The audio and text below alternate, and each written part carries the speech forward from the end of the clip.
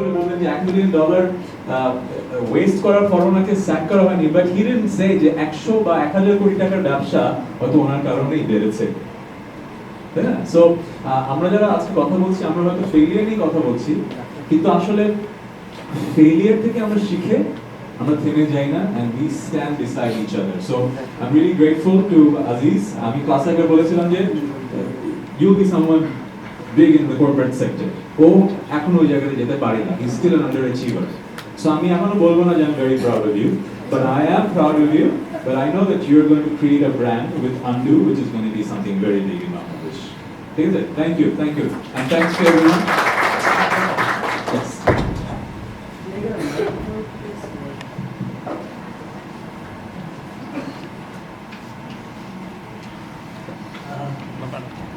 My name is Ibrahim Kamrul Shafi and I'm a sophomore in IBA, Dhaka University right now. First of all, I want to thank you for something. Do you remember that last year you went to St. Joseph Higher Secondary School, you went to perform in drama festival?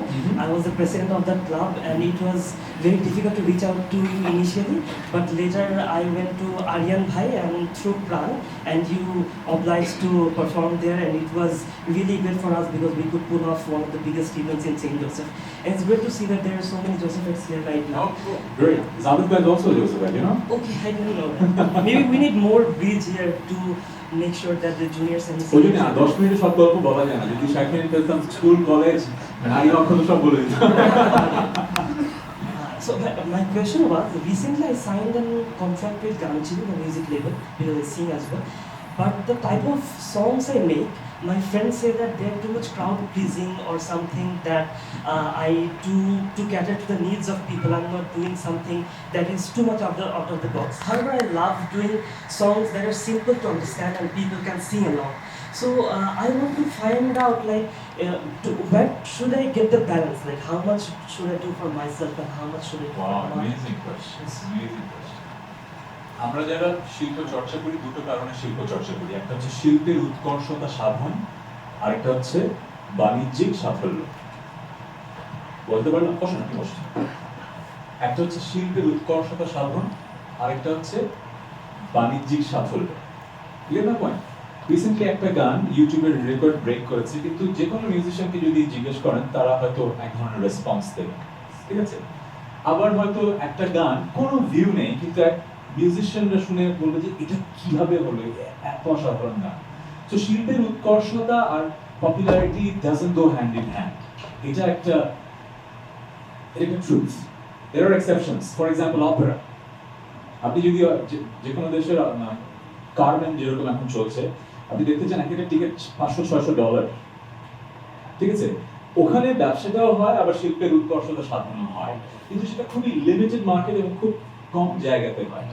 Mostly ব্যবসা আর শিল্পের উৎকর্ষতা সাধন একসাথে করাটা খুবই difficult. For example আমি একটা example দিই। আমরা যখন গান করা শুরু করি, ব্ল্যাক আর্টস ছিল, ক্রিপ্টিক ফেটস ছিল, আমরা এবিসি জেনারেশন নামে একটা নাম চালু হয়েছিল। মানে ওই জেনারেশনের মানুষ মানে আর্টসেল, ব্ল্যাক আর ক্রিপ্টিক ফেটের গান শুনতো। কিন্তু সবচেয়ে দুঃখের ব্যাপার হচ্ছে ব্যান্ডগুলো কিন্তু এখন নেই just because of lack of business. আমাদের যে পরিমাণ ডাই হার্ড ফ্যান ছিল আনবিলিভেবল, কিন্তু 16 কোটি মানুষের দেশে তাদের সংখ্যা কতটুকু ছিল? অনেক কম ছিল। একবার বাংলাদেশের লিডিং নিউজ পেপার নিউজ এসেছিল, একটা সাউন্ড কোম্পানির ওনার বলছে এইসব চুনোপুটিদের গানকে শুনে। আর্টসেল, ব্ল্যাক আর ক্রিপ্টিক ফেটকে নিয়ে সেই কমেন্টটা করেছিল। এখন উনি কথাটা কেন বললেন সেটার একটা কথা আমি বলি। আমরা শহর ভিত্তিক ব্যান্ড ছিল, আমাদের কাল্ট ফলোইং ছিল, কিন্তু ওই সময় যারা মেইন স্ট্রিমে গান করতেন তাদের যে ব্যবসাটা হতো সেই তুলনায় আমাদের কোনো ব্যবসা হতো না, ঠিক আছে? We didn't used to sell that much, that many CDs or cassettes. So I had to make a very hard choice.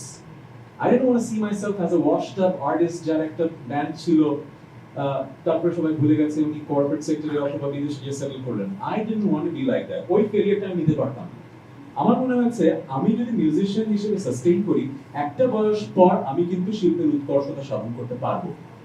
So কম্প্রোমাইজটা কতটুকু করবো কোথায় করবো সেটা আমার ডিসিশন নিতে হবে। So when I left the band আমার একটা ব্যাকল্যাশ আসে যে উনি ম্যাসকে কেটার করার জন্য এই নিশ মার্কেট থেকে বেরিয়ে গেলেন।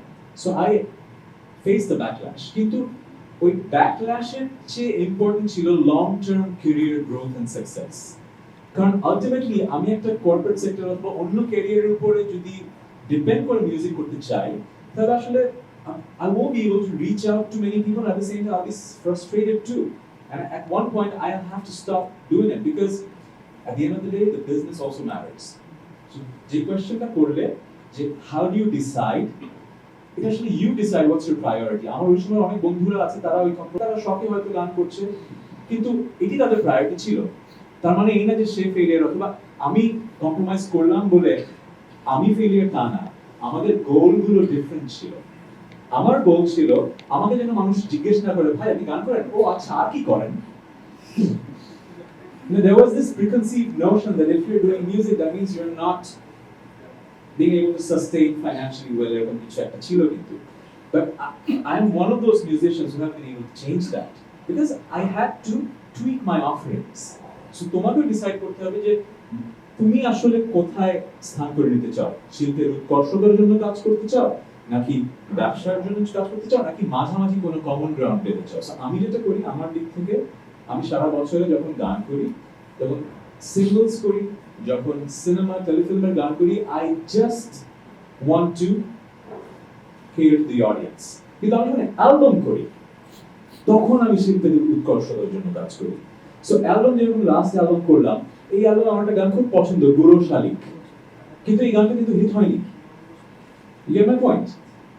আমার এই অ্যালবামের 4-5টা গান শিল্পের উৎকর্ষতা সাধনের জন্য। ওই যে ব্ল্যাকের সময় 10,000 ফ্যান, ওই ঘরানার যারা আছে তারা কিন্তু এই গানগুলো শুনলে খুবই ভালো লাগবে তাদের, এবং তারা শুনেছেও। কিন্তু 10,000 মানুষের জন্য তো আমি কাজ করি। এই বছর একটাই তুমি একটা গান এসছে খুবই হিট, অলরেডি 1 কোটি ভিউ হয়ে গেছে। তারপরে আরেকটা গান করেছি 50 লাখ হয়ে গেছে। সো মোটামুটি ভালো ভিউ হচ্ছে, বাট ওই গানগুলোকে আমি শিল্পের উৎকর্ষতা সাধন করতে পারছি না, কারণ ওই গানগুলো সিম্পল মেলোডিয়াস গান, এবং এরকম গান এই ঘরানার গান অনেক হয়েছে, হয়তো লিরিক্যাল ডিমেনশনও হয়তো খুব বেশি অ্যাড করেনি, সুরও হয়তো খুবই এক্সট্রাঅর্ডিনারি না, জাস্ট সুন্দর। সো আপনার যে বন্ধুরা আপনাকে বলছে যে একদম ক্রাউড প্লিজিং গান তো করতে হবে, নাহলে তো you won't be able to make this a career. At the same time, you have to come up with avant-garde productions, শিল্পের উৎকর্ষতার সাথে। Thank you. বলতে চেয়েছিলাম, আবার বলতে চাই না, কারণ কি মিসকমিউনিকেশন হয় অনেক ধরনের আমাদের জীবনে। ফর এক্সাম্পল, আমার লাইফের সবচেয়ে বড় ফেলিয়ার হচ্ছে আমার পার্সোনাল লাইফে আমার একটা ডিভোর্স। এটা বাংলাদেশের মানুষের জন্য অনেক ন্যাশনালিটি ইস্যু হয়ে গিয়েছিল, মনে হচ্ছিল যে আমার চেয়েও অনেক মানুষের ইস্যুটা বেশি। 1.5 বছর হয়ে গেছে, এখনো people are not willing to let me move on with my life. এখনো আমি কোথাও স্টেটাস ছবি দিলে নিচেই ওই রিলেটেড যে ভাইয়া ওনাকে ট্যাগ করেন, এই করেন, এগুলো চলতে থাকে। সো আমার পার্সোনাল লাইফটা is like that. I have come to accept it because it's not only me, any public figure anywhere in the world we experience this. তো খ্যাতির বিড়ম্বনা এই ব্যাপারটা থাকে, কিন্তু সবচেয়ে ইম্পর্টেন্ট ব্যাপার যেটা হচ্ছে, when you look at failure through others' eyes, that's a fatal disease. I don't do that. মানুষ হয়তো একটা জিনিস, একটা ঘটনা দেখে ভাবছে এটা ফেলিয়ার, আমি হয়তো একই জিনিস দেখে ভাবছি যে the best decision of my life maybe. So সবার লাইফের পার্সপেক্টিভ এক এক কারণে তৈরি হয়, এক একভাবে মানুষের জীবনটাকে জাজ করে। মানুষ আপনাকে জাজ করবেই। আপনি যদি ছোট্ট পরিসরের কর্পোরেট জীবনে হয়, 100 জন আপনাকে হয়তো চেনে, আপনাকে মানুষ জাজ করবেই।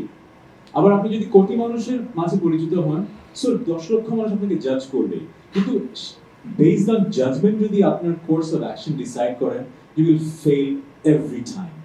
আপনাকে চিন্তা করতে হবে, জাভেদ ভাই যেটা বললেন, হোয়াটস দ্য পারপাস। সো আমার পারপাস হচ্ছে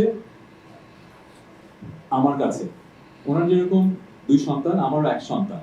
সো আমার সন্তানের জন্য আমার প্রতি মুহূর্তে চিন্তা করতে হয়। আমাকে যেমন এখনো after my divorce I didn't talk about the reason. কোথাও কোনো পেপারে, পত্রিকায় কখনো কথাটা বলিনি। Why didn't I talk about it? কারণ আমি যেই মুহূর্তে কিছু বলবো, যে কোনো ঘটনায় তো দুটো হাত থাকে। আমি যখন আমার পার্সপেক্টিভে একটা কথা বলবো, এই পার্সপেক্টিভে একটা কথা আসবে, আমি আবার রিফিউট করব, ওই পার্সপেক্টিভ থেকে আরেকটা কথা আসবে, এগুলো ডকুমেন্টেড হয়ে থাকবে। And I respect the fact যে মানুষ এগুলো নিয়ে গসিপ করবে আমাদের life, but what I respect more is the mother of my child. আমি চাই না কোনোভাবে এমন কোনো কথা কেউ বলুক that is disrespectful to the mother of my child. So, হয়তো কোনো একটা ট্যাবলয়েডে আমাকে নিয়ে কিছু একটা লেখা হলো, আমি সেটা রিপ্লাই কিন্তু দেব না, কারণ আমি যদি সেটা কিছু একটা রিপ্লাই দিই, ওই ট্যাবলয়েড হয়তো is going to come up with something new that's going to মানে character assassination হবে to that person who is still important in my life because she's the mother of my child. So এই কারণে কেউ হয়তো ওই story দেখে আমাকে বলবে এই লোকটা তো failure. Do I really care about that? No. Because to me, that person's life and the relationship with her to me as a co-parent is more important than any false news out there for me. So, failure নিয়ে যদি personal life ও বলতে চেয়েছিল, আমি আসলে 10 মিনিটে বলিনি. So, that's it. Maybe it's not failure. Maybe the way we are executing our separation is actually a success, that we are hell-bent on making sure that we are the best parents even though we are not together.